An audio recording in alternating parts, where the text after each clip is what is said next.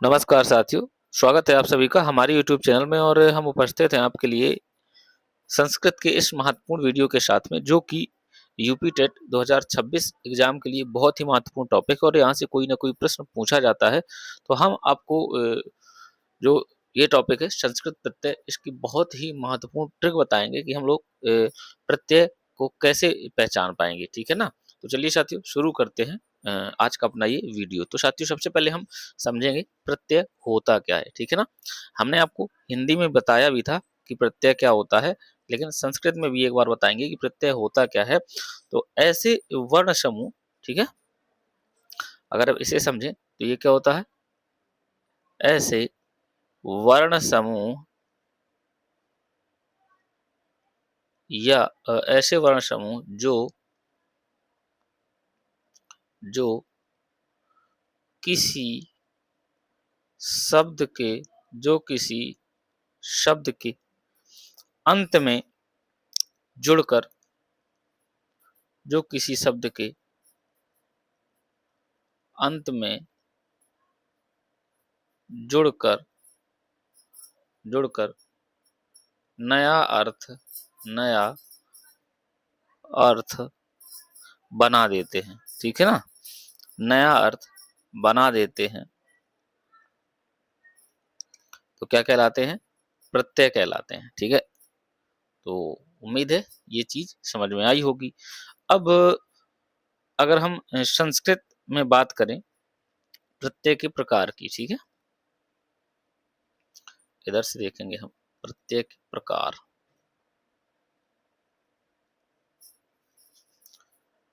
प्रत्यय के प्रकार की अगर हम बात करेंगे तो प्रत्यय के प्रकार हम समझने की कोशिश करेंगे। तो प्रत्यय के प्रकार की अगर हम बात करें इधर से,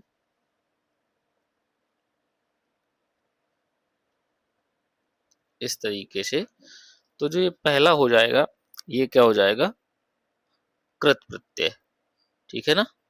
या सबसे पहले हम इधर से एक चीज और आपको बता दें कि धातु के अंत में लगने वाले प्रत्यय, इधर से थोड़ा सा इसको साफ कर देते हैं। ये धातु के अंत में लगने वाले और शब्दों के अंत में, धातु मतलब क्रिया, समझ गए ना, क्रिया के अंत में लगने वाले और शब्दों के अंत में लगने वाले, शब्दों के अंत में लगने वाले, शब्दों के अंत में लगने वाले। तो ये दो प्रकार के प्रत्यय होते हैं। अब धातु के अंत में जो लगने वाले प्रत्यय होते हैं वो कौन कौन से होते हैं, तो अगर मैं इनको आपको बताऊं तो ये होते कृत प्रत्यय, ठीक है ना।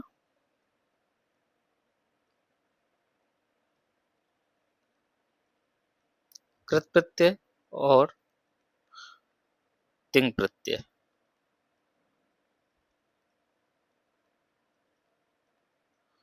ठीक। और शब्दों के अंत में जो लगने वाले प्रत्यय होते हैं वो होते हैं शुभ प्रत्यय और इसके बाद स्त्री प्रत्यय और इसके बाद तद्धित प्रत्यय, तद्धित प्रत्यय। तो हम इसमें मुख्यतः तीन प्रत्ययों को ही पढ़ेंगे, कृत प्रत्यय, स्त्री प्रत्यय और तद्धित प्रत्यय को, क्योंकि ये इंपॉर्टेंट है हमारी परीक्षा की दृष्टि से। तो अब इधर से अगर हम सबसे पहले साथियों देखें कृत प्रत्यय को, किसको देखें, अगर हम सबसे पहले देखें कृत प्रत्यय को, किसको देखें, कृत प्रत्यय को, कि ये क्या होता है साथियों। तो इसको हम समझने का प्रयास करेंगे कि कृत प्रत्यय होता क्या है। तो देखिए ये तो मैंने आपको बता ही दिया कि जो कृत प्रत्यय होते हैं धातुओं के साथ जोड़े जाते हैं, है ना। तो इनके जब ये जोड़ दिए जाते हैं तो इनसे जो पद बनता है उसे क्या कहते हैं, कृदंत कहते हैं। क्या कहते हैं, कृदंत कहते हैं, ठीक है।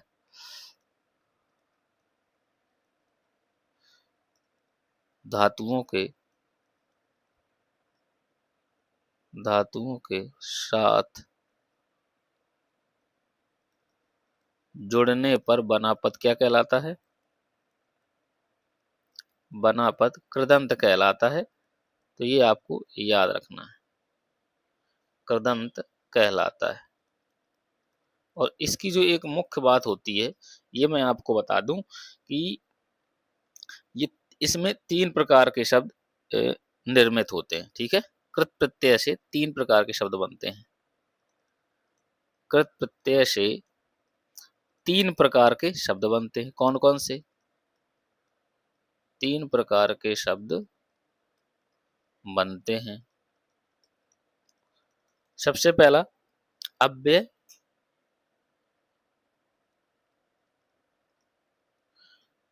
फिर संज्ञा और विशेषण, ठीक है? ये 3 प्रकार के शब्द बनते हैं, तो ये आपको याद रखना है। अब हम बात करेंगे कि कृत प्रत्यय कौन-कौन से होते हैं, ठीक है? कृत प्रत्यय होते कौन-कौन से हैं? तो सबसे पहले हम बात करेंगे कृत प्रत्यय में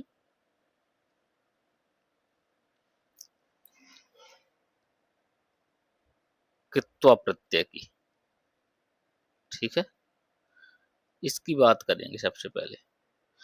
और इसके हम सीधे उदाहरण देखेंगे। तो उदाहरण में क्या होता है इसमें? तो उदाहरण के पहले एक चीज और आपको बता दें कि इसमें साथियों होता क्या है कि अंत में त्वा शेष रहता है। क्या शेष रहता है? अंत में त्वा।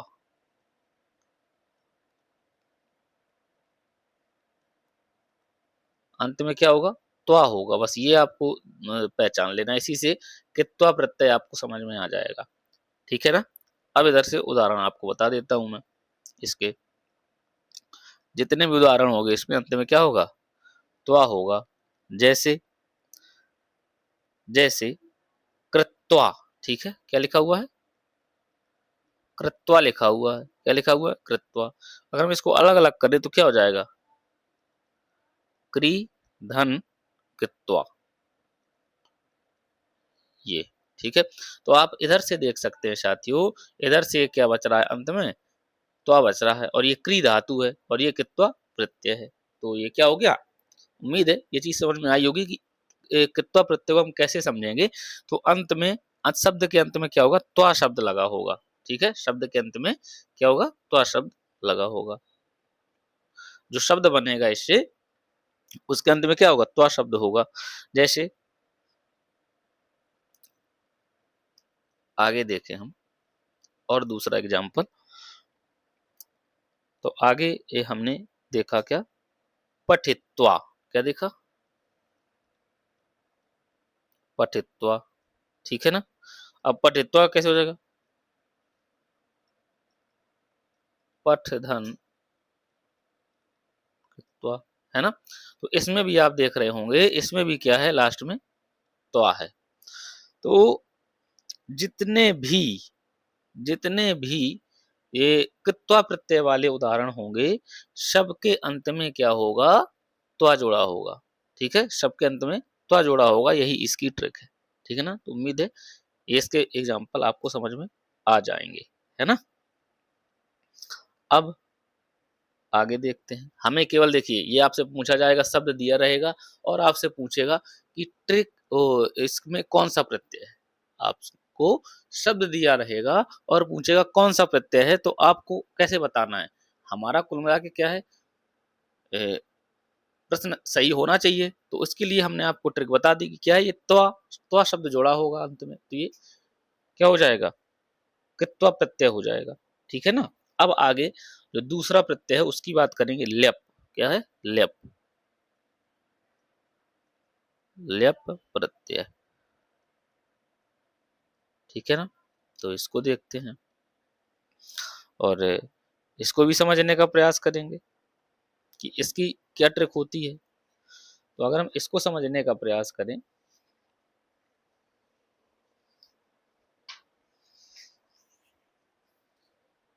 तो सबसे पहले इसके बारे में आपको हम बताते हैं। तो देखिए इसके अंत में अगर हम समझेंगे तो या होगा लास्ट में। क्या होगा? या। क्या होगा? अंत में या शब्द होगा। तो इसको थोड़ा और अच्छे से लिख देते हैं इधर।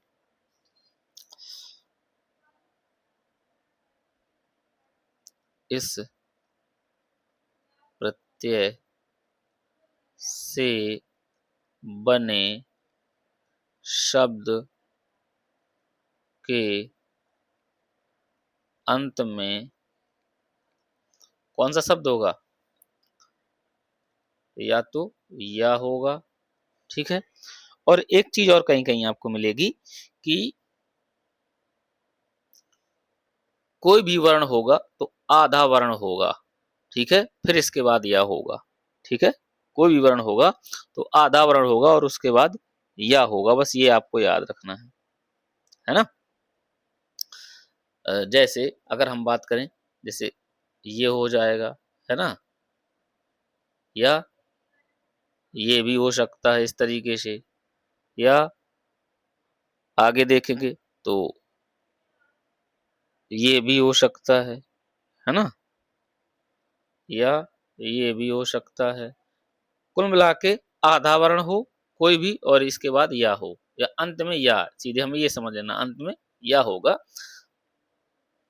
तो वहां पर कौन सा प्रत्यय होगा? कौन सा प्रत्यय होगा वहां पर साथियों? वहां पर हो जाएगा लेप प्रत्यय। ये इसकी ट्रिक हमने आपको बता दी कि आप लेप प्रत्यय से जो बने शब्द हैं अगर वो आपको दिख जाए वो कैसे पहचान जाएंगे। उदाहरण देख लेते हैं अब इसका। अगर हम उदाहरण देखेंगे तो उदाहरण समझ लेते हैं कि उदाहरण क्या होंगे। अब हम इसके उदाहरण देख लेते हैं, ठीक है ना। तो देखते हैं उदाहरण। उदाहरण में अगर लिखा हुआ है सबसे पहले प्राप्य, क्या लिखा हुआ है?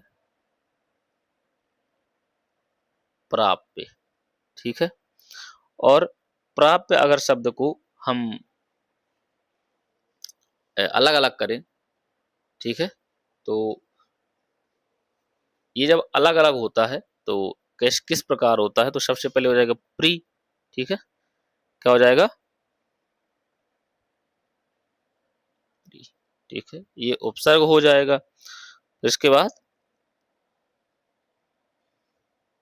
धातु हो जाएगी, फिर इसके बाद लेप प्रत्यय हो जाएगा, ठीक है। अब आप देख रहे हैं कि इसके अंत में क्या हो, क्या है? इसके अंत में देखिए आधा वर्ण है, फिर अंत में या है ना। जो मैंने आपको ट्रिक बताई कि इसके शब्दों को हम इस तरीके से पहचान लेंगे। दूसरा उदाहरण देखते हैं हम। तो अगर हम दूसरा उदाहरण देखें तो आदाय लिखा हुआ है। क्या लिखा हुआ है? आदाय, ठीक है। और अगर आदाय को हम समझें इधर से तो आदाय को अलग अलग करते हैं तो आ धन दा धन लेप, ठीक है। आ धन दा धन लेप। तो अब जब इधर से देखेंगे तो अंत में क्या है? या है ना, जो मैंने आपको बताया, है ना। इसके बाद अगला देखेंगे अनुश्रूय। क्या हो जाएगा? अनुश्रूय, अनुश्रूय। तो इधर ये क्या हो जाएगा? अलग अलग करेंगे तो अनु धन श्रु, क्या हो जाएगा? अनु धन श्रु धन लेप।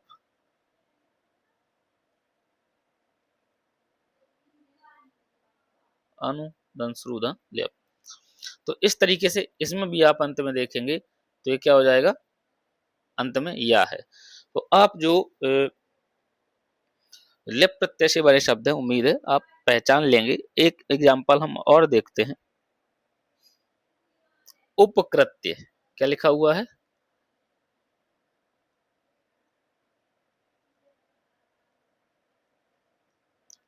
उपकृत्य, ठीक है।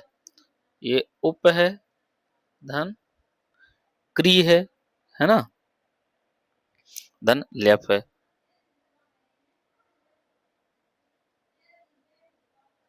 ये लेप प्रत्यय हो गया, उप उपसर्ग हो गया, क्री धातु हो गई, है ना। तो अब इसमें भी आप देखेंगे तो अंत में क्या है? आधा वर्ण है और या है ना। तो हम लेप प्रत्यय को आसानी से पहचान लेंगे। उम्मीद है सभी लोग आराम से अब इससे बने शब्दों को पहचान लेंगे, ठीक है ना। अब इसके बाद हम देखेंगे तीसरा नंबर तुमुन प्रत्यय। क्या देखेंगे? तुमुन प्रत्यय। तो इधर देखते हैं तुमुन प्रत्यय को।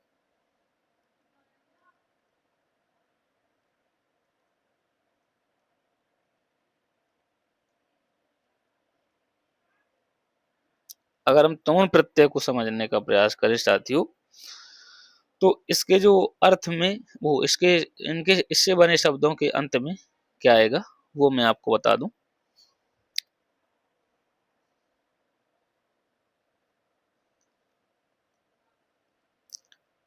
इस प्रत्यय से बने शब्दों के अंत में क्या आएगा? उम आ जाएगा। क्या आ जाएगा? उम। ये आपको याद रखना है। क्या आएगा? उम शब्द आ जाएगा। क्या आ जाएगा? उम शब्द आ जाएगा।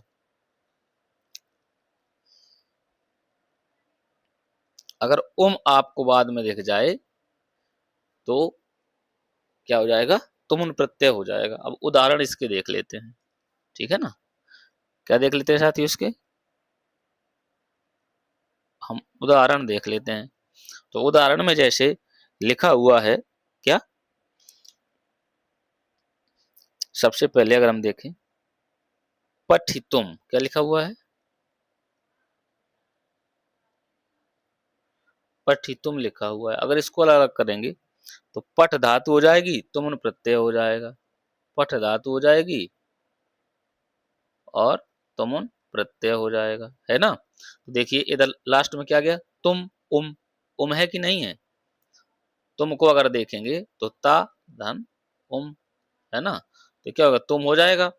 तो इस तरीके से इसको हम पहचान लेंगे, ये तुमुन प्रत्यय हो जाएगा। अगला एग्जाम्पल अगर हम इसी का देखें, दूसरा उदाहरण, तो दूसरा उदाहरण अगर हम देख लेते हैं इसका,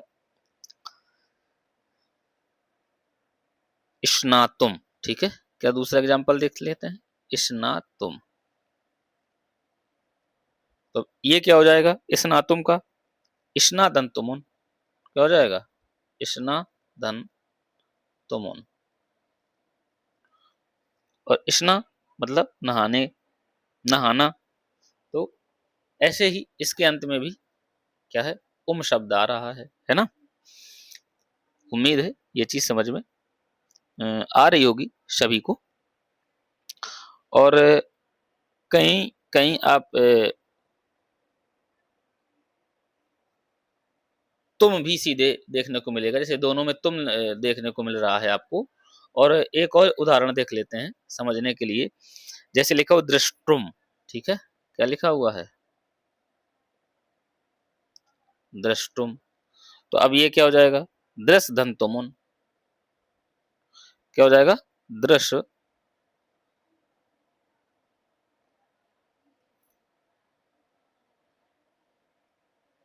दृश धन तुमुन, ठीक है ना। तो देखिए टुम, टुम आ गया अब इधर, है ना। इधर का आ गया टुम। इसको सही से लिख देते हैं, दृष्टुम को सही से लिख देते हैं।